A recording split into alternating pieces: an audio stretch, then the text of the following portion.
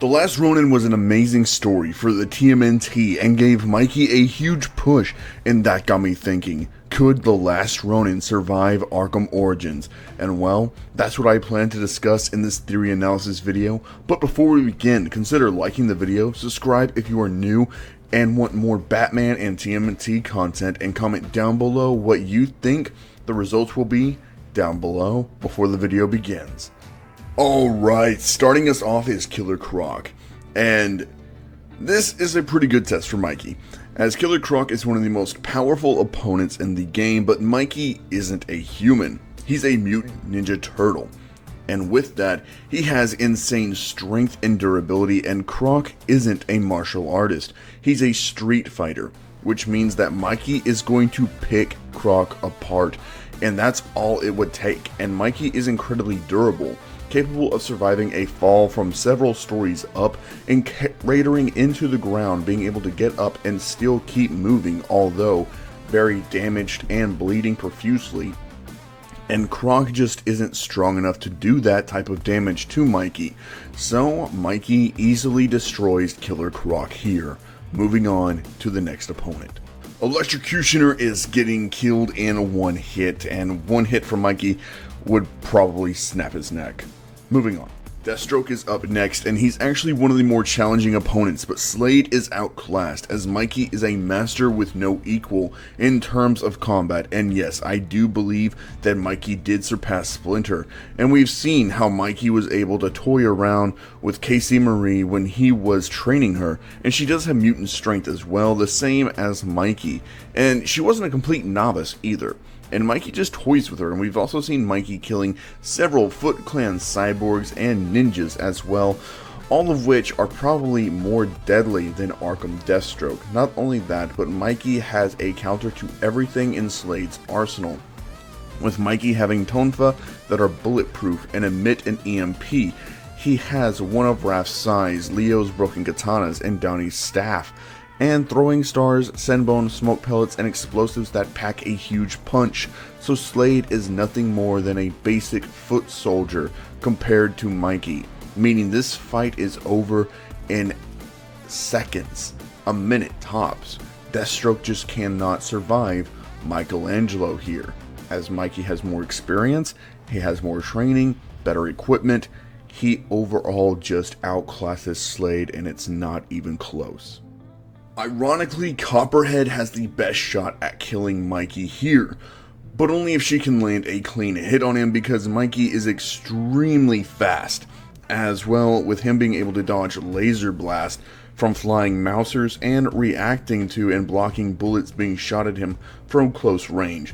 So I don't think she'd get an attack off unless she surprises him, which is possible but unlikely. As she charges in and attacks Mikey, he'd immediately throw her to the ground hard and strike the back of her head, knocking her out, if not just absolutely snapping her neck and killing her here.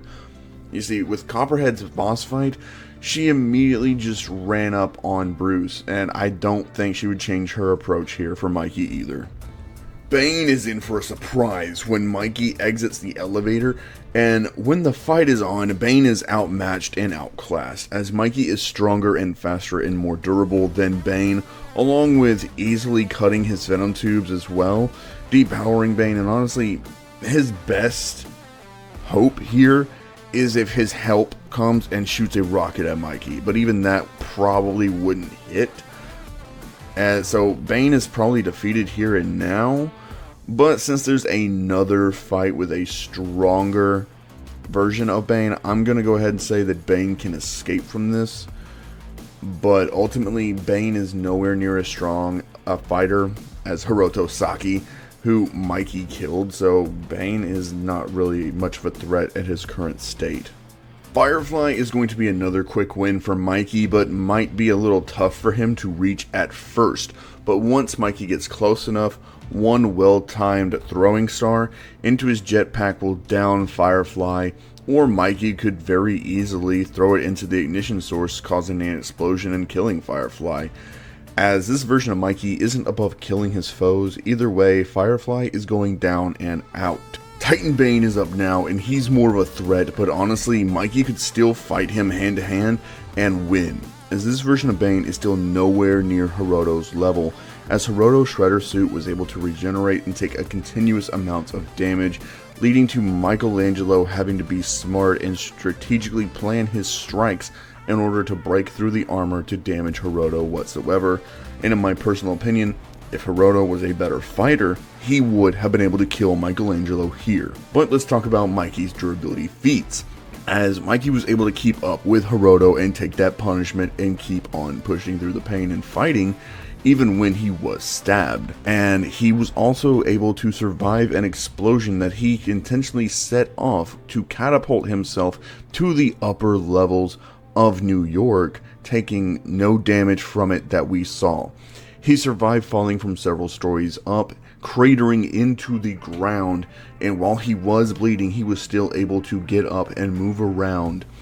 Although we don't know the exact height of the building, it was a huge skyscraper, and so I do believe that it would be over several hundred feet. With Michelangelo's weight slamming down, that force should have killed him, as well as he also survived the explosion from Hiroto's suit in toxic waters, which was an electrical explosion as well, so Mikey not only survived the blast, but also survived the electrocution of it, before eventually succumbing to his wounds that he sustained over the course of the whole battle and everything leading up to this.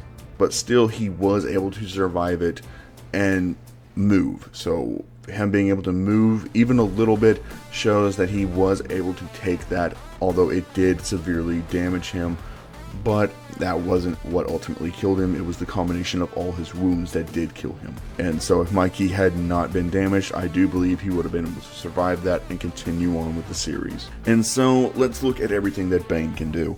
What did Bane do against Bruce? Well, Bane was able to smash through a few walls, which impressive for the Arkhamverse, not impressive for the Last Ronin. That would just kind of put him on or around kind of the same level as one of the mechanical menaces that Mikey had to fight, but easily killed as well. So that's nothing real notable. And Bane is also kind of weak when compared to electricity. That would have probably knocked him out, but Mikey's striking power, everything that Mikey fought with, his skills, his techniques, everything that he has would be ultimately more than enough to knock Bane out, as well as he's a martial artist. And while Bane is also a martial artist, when he's on the Titan formula, his brain is nothing. It's turned to mush. He doesn't have a high level intellect that he normally would have on normal Venom. Meaning that this, while he's more physically imposing, he's less mentally imposing, which means he's not going to be able to fight properly. That alone allows for Michelangelo to completely dismantle Bane here. The Joker is our last main timeline boss, and Mikey would easily dismantle him. There's no conceivable way for Joker to beat Mikey in a fair fight. But what if he fake surrenders? Which is possible. Then Joker might get somewhere by getting a free stab at Mikey, but it would cost Joker dearly, with Mikey then beating the living hell out of the Joker, killing him. Freeze is our final opponent for this video, and he's the one villain that actually stands a chance against Mikey, because no matter how physically strong Mikey is, going up against Freeze is always a bad move. As if Freeze connects, then Mikey is in huge trouble, as that low of a temperature could kill him. But Mikey is actually pretty smart, and could find a few other solutions to the problem by using his explosives to potentially kill Freeze, and then honestly it's a big toss-up, but it leans more towards Mikey than Freeze, since Mikey is faster and doesn't have a secret identity to hide and is willing to kill to complete his mission. Then I do think that Mikey would find a way to win and would end the battle at Wayne Manor. And that's also because Mikey has been shown to be able to use his surroundings to his advantage, including stray objects and or weapons lying around. Not only that, but smoke pellets could cause Freeze to aim wildly, giving Mikey the opening to stab through the helmet into Freeze's face, killing him. So while I do think that Freeze would win in a just full frontal assault by Mikey. I do think that if Mikey uses his brain and stealth to his advantage, which he has been shown able to do, then of course Mikey can come out on top with getting a quick and effective kill on Freeze. So in conclusion, Mikey does have a few close calls with Copperhead and Mr. Freeze, but ultimately would come out on top thanks to his skills, quick thinking, and unique mutant abilities. But what do you think? Comment down below, and remember, God is awesome. You guys are too. And I want you guys to have a great rest of your day, and to everybody out there, happy Mother's Day. I hope you guys enjoy your day, and as always, peace.